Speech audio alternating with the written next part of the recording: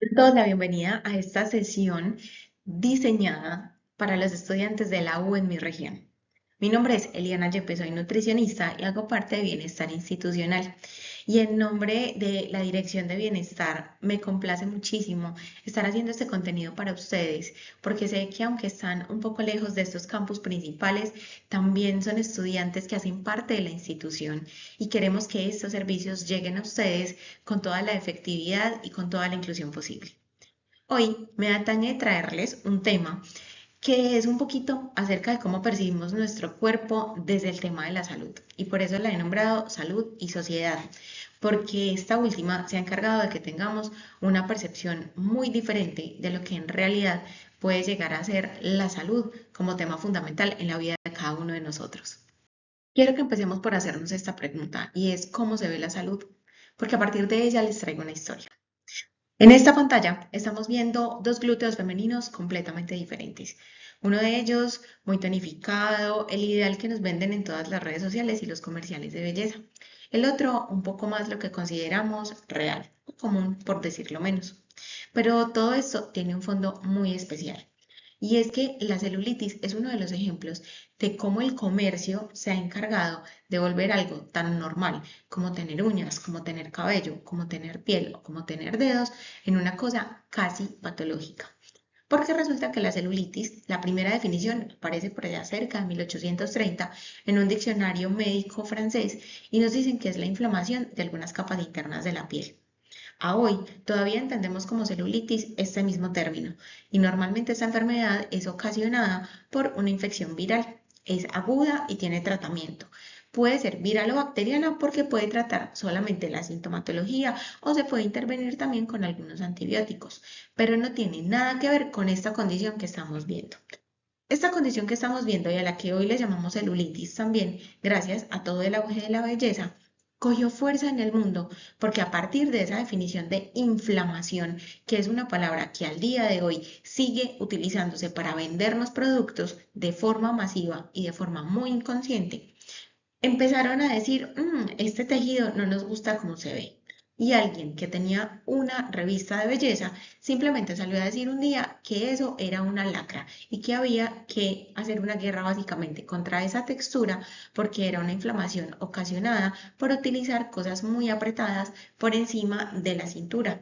Esto lo que hacía, según esa persona, era hacer que se acumulara un líquido en las piernas, principalmente en la parte superior, que se parecía más a la orina que a la sangre y que eran restos de toxinas y grasa acumulada que no se podían mover. Hasta que más o menos en 1933 esa información llega a Estados Unidos y en la revista Vogue, más o menos 30 años más tarde, se empieza a hablar de que la celulitis es algo contra lo que hay que luchar y hay que erradicarlo como sea. Pero lo peor es que no quita con ejercicio. Entonces las personas empiezan a preocuparse y empiezan a diseñar productos específicos para quitar esto tan horrible. El problema es que antes de 1800 nadie se preguntaba por qué todas las mujeres tenían la misma textura en la piel y esto se ha vuelto una obsesión. Y como les explicaba, tener celulitis es tan natural como tener cualquier parte del cuerpo, porque resulta que la celulitis aparece principalmente en las mujeres a causa de la forma de su tejido conectivo. El tejido conectivo es una capa que se encuentra entre la piel y los músculos y en la que se almacena parte del tejido graso. Como es una capa en la que pueden crecer en medio algunos tejidos, esta capa está en las mujeres atada en sus dos partes por fibras verticales, es decir, por fibras que vienen perpendiculares a la piel, como podemos verlo en la imagen que tenemos aquí en pantalla. Tenemos entonces este como el tejido conectivo de la mujer. El tejido conectivo del hombre está un poquito diferente formado y está atado por fibras entrecruzadas, lo que hace que si tenemos grasa en esta parte de ese tejido conectivo, se separen mucho menos de esas capas. Lo que hace es que sea mucho más uniforme, porque la fuerza ejercida por una tracción en X es mucho más uniforme que solo por temas verticales. Cuando nosotros almacenamos mucha grasa dentro de este tejido conectivo, esas fibras verticales empiezan a alterar no solo su forma, porque empiezan a expandirse en diferentes ángulos, sino que también la atracción que hacen de estas dos capas empieza a ser no uniforme y se generan huequitos donde está la fibra y bultitos donde no está. Por eso es que aparece la celulitis en las mujeres, a causa de la disposición del tejido conectivo, con un agravante, y es que el porcentaje de grasa en las mujeres de manera saludable debe ser algo superior al de los hombres, por la capacidad de fertilidad que tenemos nosotras. Estos dos chicos que tenemos en pantalla. Y quiero que ustedes reflexionen en casa. ¿Este chico de la izquierda luce saludable? ¿O este chico de la derecha luce saludable? ¿Qué consideran ustedes que es salud? Ahora bien, vamos con un ejemplo femenino. Este cuerpo femenino de la izquierda, ¿consideran ustedes que tiene características saludables? ¿O consideran que puede ser un poco más saludable este cuerpo de la derecha? Vamos a apreciar las imágenes y vamos a considerar por qué puede estar en este momento esa condición.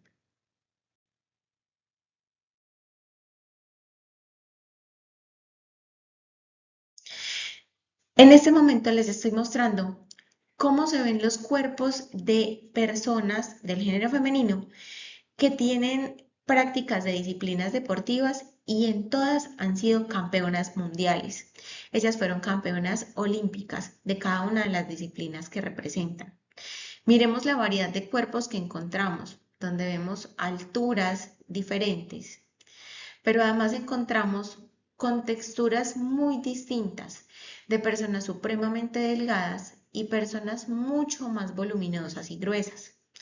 ¿Quién de ellas es saludable, considerando que todas son deportistas de alto rendimiento? Y hagamos este ejercicio con los hombres. Todos ellos son jugadores de uno de los equipos de la NLF. ¿Será que este jugador que puede tener un porcentaje de grasa superior al de sus compañeros es más o menos saludable a ellos? O ellos por tener un poco menos de grasa, como este hombre que se ve muy magro, con unos músculos muy bien marcados, es mucho más sano que el resto de sus compañeros. O quizás este hombre que es un poco más promedio y más parecido a lo que encontramos en el general de la gente, tiene un poco más de salud que el resto de ellos. Para nosotros poder hablar de salud, tenemos que empezar a hablar de los componentes percibidos, porque la salud es una definición que se construye basándonos en muchos criterios. El primero de ellos son estos componentes, donde hablamos de simetría, en donde inconscientemente pensamos que una persona que tiene lados más simétricos puede ser más saludable. Una persona que, por ejemplo, en su rostro tiene grandes diferencias de simetría es considerada como una persona no sana de una manera mucho más general. El volumen también está asociado a esto. Cuando vemos una persona muy musculosa, muy alta, muy tonificada, empezamos a inconscientemente pensar que son más saludables. Y esta asociación del volumen tiene mucho que ver también con la abundancia, porque todavía se conserva en gran parte del mundo, en las culturas, que si yo veo una persona que es muy delgada, que es poco abundante, entonces tengo una persona que es desnutrida o que tiene hambre o que está enferma, así como una persona un poco más voluminosa, un poco más grande, un poco más rolliza, suele ser considerada mucho más sana porque tiene abundancia en su casa que le permite tener esa contextura. Entonces aquí también estamos hablando desde lo económico. El tema de la fertilidad. Una mujer de caderas un poco más anchas inconscientemente es percibida de forma instintiva por los hombres como más fértil y eso suele hacer que tenga una connotación de belleza y de salud mucho más anclada en su cuerpo. El equilibrio, como veíamos también con la simetría, un cuerpo equilibrado suele tener un poco más de connotación de salud que un cuerpo, perdón, que no tiene tanta armonía. Asimismo, la fuerza siempre ha sido considerada como un indicador de salud en sí mismo. Están los componentes biológicos, genéticos, químicos y culturales. Estos componentes biológicos que nos hablan de salud, nos hablan mucho acerca de cómo nos percibimos desde la parte simplemente del cuerpo. Es decir, no tenemos nada patológico, nuestro cuerpo funciona bien, nuestros órganos hacen su labor, entonces estamos sanos. Desde el componente genético, si tenemos malformaciones, si tenemos condiciones que se deban a esta condición, también hablamos de una afectación a la salud. En la parte química, las feromonas, cómo nos percibimos también entre nosotros, puede alterar esa percepción de salud y como lo veíamos antes, componentes culturales. Pero hay un principio y es que todos estos componentes definitivamente y desde el origen biológico están diseñados para la supervivencia y la preservación de la especie. Por eso les hablo de que mucha parte de ellos son mecanismos inconscientes, porque ellos tienen que ver, es más, con la parte instintiva y cómo nos identificamos para poder sobrevivir y preservarnos en el tiempo. Vamos entonces a mirar desde la construcción de definición de salud a considerar algunos aspectos. Lo primero es que es individual. Yo me siento saludable con respecto a lo que conozco y a lo que espero. Si yo soy una persona que en mi caso nunca he tenido una visión óptima, digamos que ver bien para mí no está dentro del panorama de afectación de salud, porque me he acostumbrado a vivir con mi condición. Yo siento que mi salud se afecta cuando tengo un dolor, cuando no puedo hacer las cosas de manera cotidiana, de manera fluida.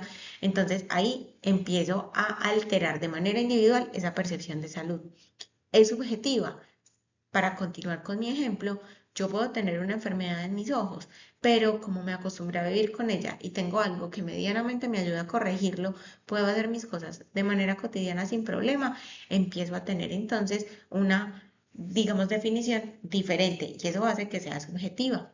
Y es confirmatoria, porque a ninguno le gusta sentirse enfermo, pero además porque a ninguno le gusta sentir cosas diferentes a las que su cerebro ya tiene certeza. Entonces, si yo me considero una persona enferma, todo el tiempo voy a tener algo que me enferme. Pero si yo me considero una persona sana, mi cuerpo todo el tiempo va a querer confirmarle al cerebro esa afirmación que tiene. De aquí entonces pasamos a 4 dimensiones, donde consideramos que hay salud física, mental, emocional y social. Si yo hablo de salud en general, yo podría decir que siento que mi vida es perfecta. Y escúchese bien el siento, porque como veíamos, es una concepción individual y subjetiva. Pero si yo empiezo a desglosar ítem por ítem, puedo decir que sí, vivo estresada, que a veces estoy triste, que a veces me cuesta llevar las cosas de manera adecuada todos los días, pero que yo no tengo ningún dolor físico. Entonces, eso hace que yo tenga una afectación probablemente de salud mental, pero solo me esté concentrando en la salud como la parte física. La parte emocional también es supremamente importante, ya que entre la salud mental y la salud emocional encontramos condiciones que afectan la parte física. Y se nos olvida muchas veces la salud social, porque los humanos somos seres sociales y gran parte de nuestras interacciones sociales, incluyendo el contacto físico, tiene que ver mucho en cómo nuestro cuerpo reacciona, incluso en la producción de hormonas. En esta definición también afectan la concepción de la ciencia, los medios de comunicación y las redes sociales y definitivamente la cultura y la ancestralidad. Como hablábamos ahorita, una persona sana hace muchos años era una persona gordita, rosada, con mucho cabello, cabello brillante y que era supremamente activa. Ahora quizá esa definición de salud en nuestra cultura ha cambiado un poco. Algo fundamental desde la cultura y es el tema de la publicidad, porque a mayor intensidad y agresividad en la publicidad, más debemos cuestionar su funcionalidad. Citando, por ejemplo, el tema de la celulitis que vimos al principio. Todas estas cremas, todos estos productos tienen publicidades supremamente agresivas para obtener ventas, donde te hablan de cifras, de que las personas vieron mejorías, de que sí se puede quitar, de que todo se quita en 30 días, cuando en la salud se requieren procesos largos y permanentes para poder hacer cambios significativos. Pero además, como estamos no solamente en la sociedad del consumo, sino de la prisa, este tipo de cosas con la publicidad hay que cogerlas con pinzas. Toda publicidad va dirigida siempre a la venta. Los beneficios siempre van a ser subjetivos, van a ser antinaturales o van a ser soluciones a síntomas inducidos, como en este caso. O por ejemplo, cuando a ustedes les dicen, es que usted está cansado de los pies, le duelen, necesita un alivio para su día a día, entonces compre este producto que le va a quitar el dolor. Probablemente si el consejo fuera, haga un poco más de actividad física y enfóquese en la flexibilidad, vamos a obtener resultados mucho más significativos porque ya ni siquiera nos vamos a cansar, ya ni siquiera nos va a doler las actividades cotidianas, que además ese dolor normalmente se debe al sedentarismo, pero con tal de vendernos, siempre nos van a vender beneficios subjetivos y la mayoría de las veces inventados. Aquí tenemos que tener en cuenta, como les decía ahorita, tiempos coherentes. Si nosotros tenemos 30 años, no debemos de darle menos de un mes por año de vida al cuerpo para que haga un cambio significativo. No vamos a contarlo en 30 días, vamos a contarlo en 30 meses, porque vamos a darle por lo menos un mes por cada año que yo he vivido a mi cuerpo para que pueda regenerarse. Si yo a ustedes les digo que todo lo que vamos a ver en una carrera de 5 años se los voy a dar en 5 meses, ¿ustedes creen que aprenderían lo mismo? Probablemente no. Y es porque vamos a tener demasiado conocimiento expuesto y no vamos a tener el tiempo para poder procesarlo. Eso mismo pasa con nuestro cuerpo. Por eso hay que considerar siempre que hay que tener procesos adecuados y fundamentalmente una conexión perfecta con nuestro cuerpo, porque no podemos permitir que todo el tiempo nos estén dando información desde afuera que nos haga generar creencias, que terminemos somatizando en lugar de habitar conscientemente el cuerpo que tenemos y darle desde afuera lo que se necesita o lo que se le ofrece en ese instante. Por eso y para entrar en materia, vamos a empezar a ver cómo se ve un cuerpo saludable. Para empezar, un cuerpo saludable tiene todos estos sistemas que estamos viendo acá. Tenemos un sistema linfático que se encarga de depurar todas las toxinas de las cosas que quedan del metabolismo y que tenemos como consecuencia. Acompañado de este, tenemos el sistema circulatorio, un sistema que se encarga de transportar no solo las sustancias de desecho que van al sistema linfático, sino todas las sustancias que aprovechamos como nutrientes, oxígeno, proteínas, vitaminas, minerales y demás cosas supremamente útiles para el cuerpo. Tenemos también un sistema digestivo, gracias al cual llegan todos los nutrientes de los alimentos a nuestro organismo y que aquí fundamentalmente empezamos por la boca, que es la primera parte, porque el sistema digestivo es un tubo blandito y vacío con el cual aprovechamos los nutrientes. Por eso tenemos casi una licuadora perfecta con el órgano más duro del cuerpo humano, el órgano más móvil del cuerpo humano, que es la lengua, que tiene 8 músculos, y tenemos una fábrica de líquido que son las glándulas salivales. Esto en conjunto forma una licuadora para hacer una masa homogénea y perfecta que no nos ahogue y de la cual podamos aprovechar todo su contenido alimentario y nutricional. Tenemos un sistema respiratorio que nos va a llenar de oxígeno para poder funcionar. Sin aire no funcionamos y tenemos que empezar a respirar mucho mejor. Aprender a respirar de forma pausada y calmada va a tener grandes consecuencias en el manejo de nuestras emociones y el funcionamiento de nuestro cuerpo. Tenemos un sistema esquelético maravilloso que es el sostén de nuestro cuerpo.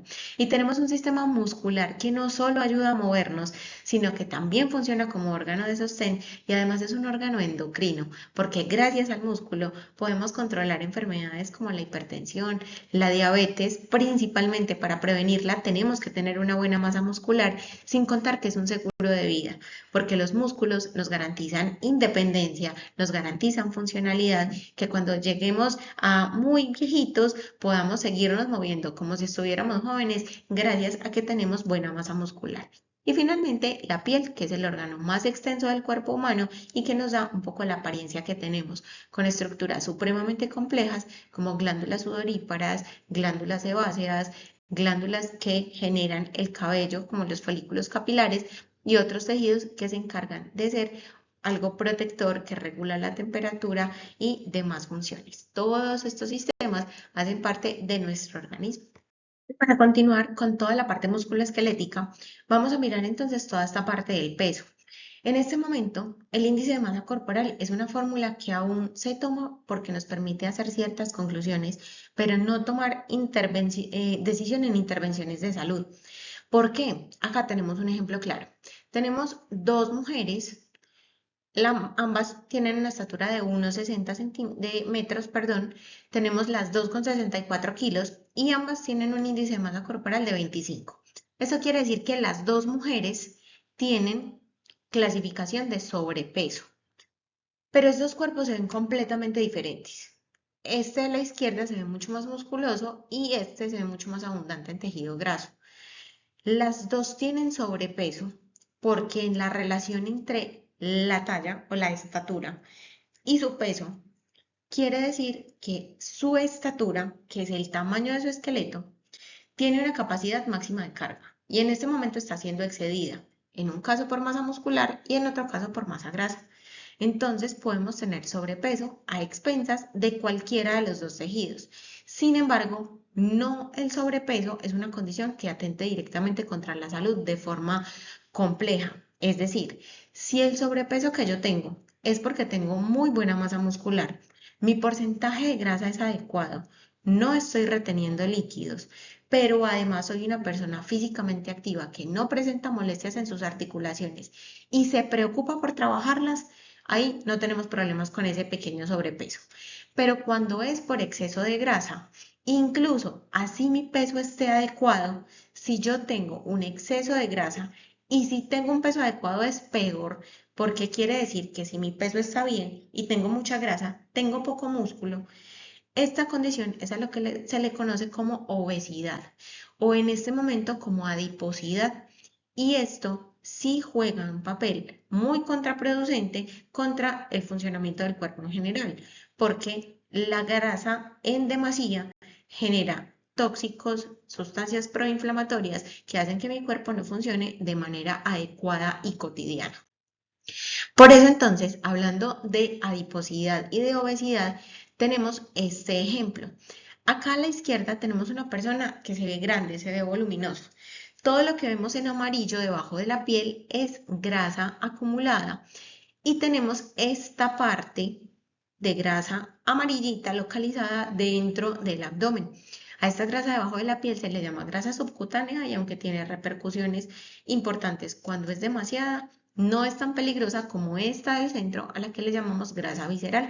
La grasa visceral es la que se acumula dentro de los órganos vitales, principalmente en esta región del centro, y encontramos que es la más peligrosa porque así como los órganos están por fuera, están también por dentro, incluidas todas las arterias y venas. Esto hace que tengamos probables taponamientos y que sea realmente una causa de enfermedad cardiovascular. Resulta que a esta persona grande le dicen que tiene que bajar de peso porque pesa mucho, tiene sobrepeso, tiene obesidad, le dijeron de todo en esa consulta y a esa persona le dicen que tiene que dejar de comer tanto. Y ella se obsesiona y se pone muy juiciosa, muy rigurosa y deja de comer un montón y se convierte en esa persona que tenemos a la derecha. Resulta que esta persona ya no tiene esa acumulación excesiva de grasa bajo la piel, pero aquí vemos dos condiciones particulares. La primera es que esa grasa visceral no solamente se mantuvo, sino que empeoró, porque ya la vemos mucho más arriba. Y además encontramos que aquí había una masa muscular muy importante, cosa que ya no está acá porque estos huesos se perciben casi completamente. Esto habla entonces de una pérdida de masa muscular, lo que me lleva a decir que esta persona de la derecha probablemente tiene un peso adecuado para su talla, pero además de tener un peso adecuado, tiene obesidad porque tiene más grasa de la que su cuerpo necesita, ubicada en un lugar muy peligroso, pero además tiene desnutrición porque ha perdido su masa muscular. Entonces, cuando hablamos de salud, hablamos es de composición corporal. Una mujer debe tener un porcentaje de grasa más o menos entre 20 y 33%. Se puede ver en cualquiera de estas cinco formas. Estas tres del centro, la de arriba a la derecha y la de abajo a la izquierda. Y esos tipos de cuerpo son saludables probablemente. Probablemente porque si mantenerme así daña mi salud mental, me exige que no tenga amigos, ahí ya no hablamos de salud. Pero un cuerpo que se ve como el de estas dos de la izquierda arriba o las dos de la derecha abajo, ya no podemos hablar de que sea tan saludable, porque esta carece de grasa y esta la tiene en exceso. Y la grasa es la materia prima de las hormonas.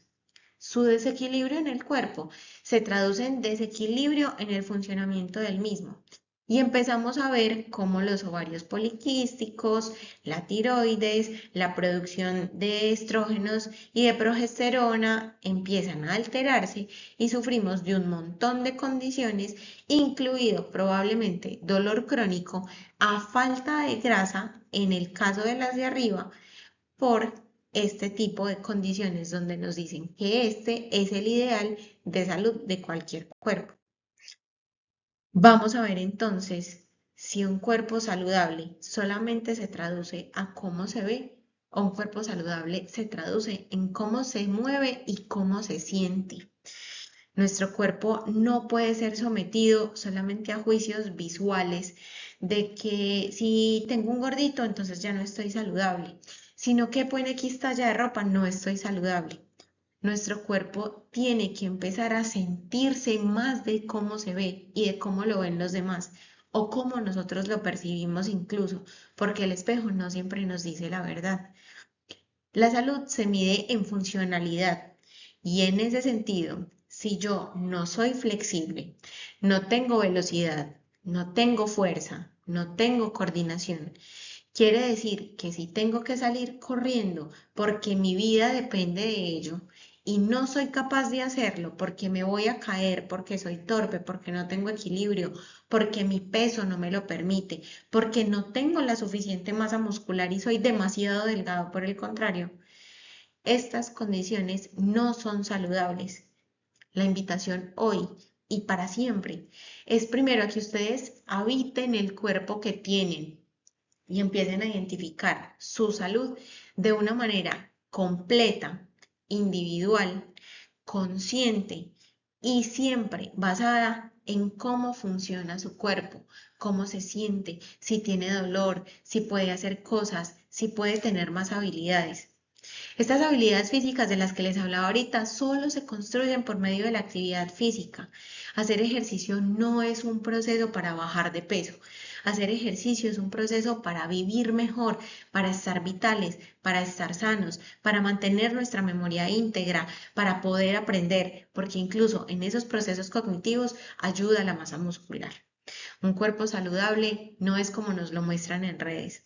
Un cuerpo saludable es como lo sentimos nosotros, mientras estamos muchas veces perdiendo tiempo valioso consumiendo contenido que solo afecta a nuestro cerebro. Recuerden que todo lo que nuestro cerebro cree va a buscar la posibilidad de crearlo o de confirmarlo por medio de las acciones. Así que si yo considero que soy perezoso, que no me gusta hacer las cosas, que no me gusta hacer ejercicio ni actividad física, mi cerebro va a buscar por todos los medios confirmarme eso. ¿Por qué no cambiamos un poquito la idea? Empecemos por hábitos más fáciles. Empecemos simplemente por respirar mejor y de manera consciente 2 veces al día. ¿Y qué tal si a esas 2 veces al día de respirar mejor le sumamos 5 vasos de agua en momentos fijos que yo todos los días haga? Por ejemplo, si todos los días me lavo los dientes 3 veces, esas 3 veces voy a acompañarlas de un vasito pequeño con agua. Ahí ya tengo más de 600 mililitros acumulados. ¿Y qué tal si después de hidratarnos mejor empezamos a aprovechar momentos pequeños para movernos un poco más? Caminar un poquito más de regreso a casa o de ida hacia el transporte, aprovechar para hacer pausas activas o en la mañana empezar por 5 sentadillas cuando me despierto y progresivamente todos los días incrementar una más hasta llegar a 100. Este tipo de actividades nos motivan y nos ayudan a mejorar no solo nuestra condición física, sino nuestra salud mental, emocional y en general toda nuestra disposición de salud. Queremos recordarles que desde Bienestar Institucional estamos disponibles para ustedes desde Promoción Salud con consulta médica, nutricional, con nuestro componente de desarrollo humano, con atención psicológica y que todo puede hacerse por medios virtuales. Los invito a que si quieren acceder a los servicios de salud, puedan escribir a doctorsalud@itm.edu.co o si desean atención virtual solo de nutrición, me dejen su dato en la asistencia a este evento, donde dice deseo atención nutricional virtual, marquen sí para ponerme en contacto con ustedes y entregarles la agenda por medio de la cual podemos contactarnos. Estas asesorías se aprovecharán para analizar sus hábitos de manera individual y poder darles recomendaciones específicas e individualizadas y que puedan encontrar un mejor sentido de su salud. Les recuerdo, mi nombre es Eliana Yepes, soy nutricionista de bienestar universitario y quiero darles las gracias por haberme acompañado en esta ponencia. Ustedes son importantes para nosotros y son nuestra razón de ser. Los invito a que diligencien completamente el formulario y me dejen saber si desean la atención para ponerme en contacto con ustedes. Muchas gracias y sean siempre bienvenidos.